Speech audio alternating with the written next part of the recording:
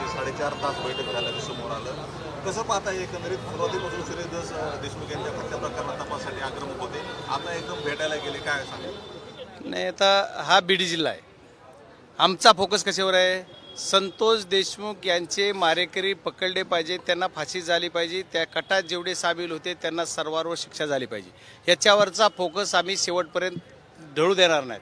बघा, ही घटना 3 वाजता किडनॅपिंग झालं, 6:30 सव्वा 6 वाजता मर्डर झाला आणि 7:15 वाजता 7:10 मी पहिली बाईट दिली. त्याच्यानंतर सगळ्या गाववाल्यांशी बोललो, सगळी चर्चा गावात पण सर्वांना केली. त्याच्यानंतर आमचं एकच फोकस आहे, भैया परत तिथे दुसऱ्या तिसऱ्या दिवशी गेले की लगेच ती पण बोलले. म्हणजे आमचा एक फोकस आहे की संतोष देशमुख यांच्या आत्म्याला शांती मिळाली पाहिजे, त्यांचे मारेकरी पकडले पाहिजेत, त्याच्यावर कारवाई झाली पाहिजे. याच्यासाठी आमचा फोकस दुसरीकडे कुठं जाणार नाही. आता कोण काय करतं याच्यावर काही आम्ही बोलणं योग्य म्हणजे मी बोलणं योग्य वाटत मला नाही आहे. कारण आमची जी एकच लाईन आहे की संतोष देशमुख यांच्या मारेकऱ्यांना फाशी. राजकीय भेटीगाठीमुळे कुठेतरी तपास यंत्रणेवर दबाव येण्याची शक्यता. ते राजकीय जी काय राजकीय विषय असेल त्याच्यावर काही तपासण्यात ह्याचा तपास आता बऱ्यापैकी चालू आहे आणि आम्ही कुठेही याला कुठं दबाव येऊ देणार नाहीत. काय करणार, शेवटपर्यंत आम्ही लढू आणि शेवटपर्यंत यांना न्याय 100% मिळणार म्हणजे मिळणार. स्थानिक स्वराज्य संस्थेच्या निवडणुकीची मोर्चेबांधणी सुरू आहे. आपण स्वतंत्र लढण्याचा काही निर्धार वगैरे आहे? नाही, आमचा पक्ष लेवलवर जो निर्णय होईल तो आम्हाला पक्ष लेवल ठरवणार आहे. आम्ही तिथे जिल्हा लेवलवर आम्ही काही ठरवणार नाहीत. पक्षाचा जो आदेश असेल त्याच्याप्रमाणे होईल. ओके.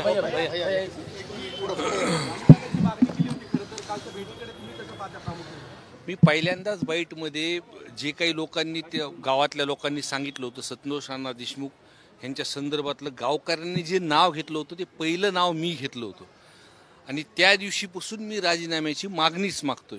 कारण का धनंजय मुंडे साहेब हे स्वतःच म्हणले होते की ते माझे निकटवर्ती आहेत आणि त्या असल्यामुळे एक मंत्रिपदाचं कुठंतरी संरक्षण वाल्मिक कराडांना अटकेपासून किंवा जो गुन्हा दाखल होत होता त्या गुन्हा दाखल होण्यामध्ये 12-13 तास उशीर का झाला.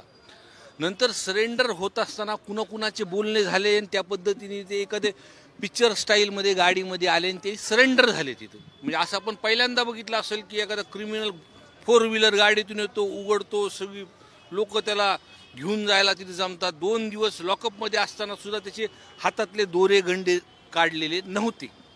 VIP ट्रीटमेंट आहे. वाल्मिक कराडवर आल्यानंतर मंत्रिपदाचं संरक्षण 100% त्यांना भेटतं.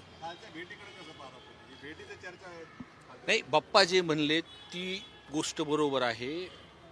आत्तापर्यंत या गोष्टीवरती आम्ही बोलल्यानंतर किंवा बाकीचे लोक बोलल्यानंतर काही लोक म्हणले राजकारण आणतात, पण आम्ही कोणत्याही ह्याचं फोकस डायव्हर्ट केलं नाही. उनका मूळ मुद्दा आमचा आहे, त्या कुटुंबाला न्याय देण्यासाठी आम्ही सर्व एकत्र आलो आहोत आणि शेवटपर्यंत या विषयामध्ये आम्ही लढणार आहोत.